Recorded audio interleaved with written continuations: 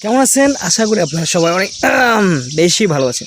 তো আজকের এই ভিডিওটা যদি আপনি দেখেন, if you watch this video A to Z, if you watch this video, if you watch enter the video, what things will you learn, what things will you gain, what kinds of knowledge you will learn from this video. এই video থেকে আপনি কী শিখতে পারবেন সেটা আপনার আগে জানা দরকার। তো এই ভিডিওতে যদি আপনি দেখেন তাহলে আপনি can't but, could not but এবং ক্যানট হেল্প প্লাস ভার্বের সাথে আইএনজি এগুলোর ব্যবহারটা কেমন হয় এবং এটা দিয়ে আমরা কীভাবে শত শত বাক্য তৈরি করতে পারি সেটা সম্পর্কে আপনারা জেনে যাবেন। তো দেখেন, আমাদের ক্যানট বাট, কুড নট বাটের পরে আমরা V1 ব্যবহার করবো আর ক্যানট হেল্পের সাথে আমরা ভার্বের সাথে আইএনজি ব্যবহার করবো। যেমন I can not but subject plus can't but plus V1, এটা দিয়ে আমরা বাক্য তৈরি করি। যেমন I can't but go with you, আমি তোমার সাথে না যেতে পারি না।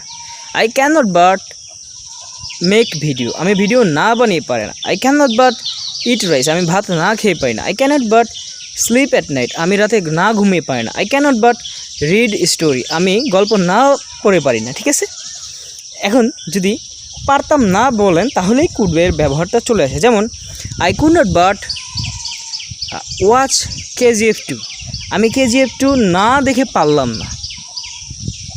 I could not but go with you, আমি তোমার সাথে না যেয়ে পারলাম না।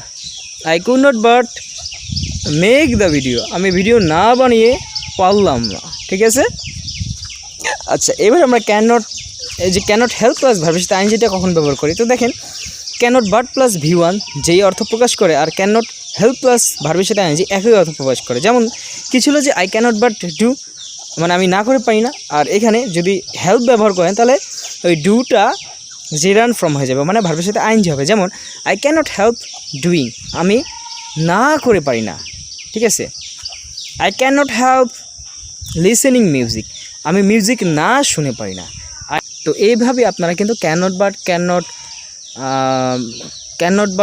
কুড নট বাট এবং ক্যানট হেল্প প্লাস ভার্বের সাথে আইএনজি দিয়ে আপনারা অসংখ্য বাক্য তৈরি করতে পারেন। জাস্ট আপনাদেরকে সাবজেক্ট এবং ভার্ব এবং অবজেক্টটা চেঞ্জ করে আপনারা করতে পারেন। তো আমি একটা আপনাদের কাজ দিই যে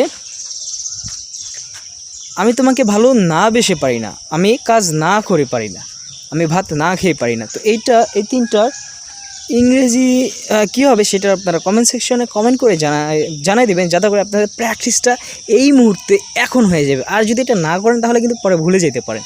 সো দেখা হবে পরের কোনো ভিডিওতে, অন্য কোনো ভিডিওতে। সে পর্যন্ত ভালো থাকবেন। Keep practising, keep learning. Good bye, আল্লাহ হাফিজ।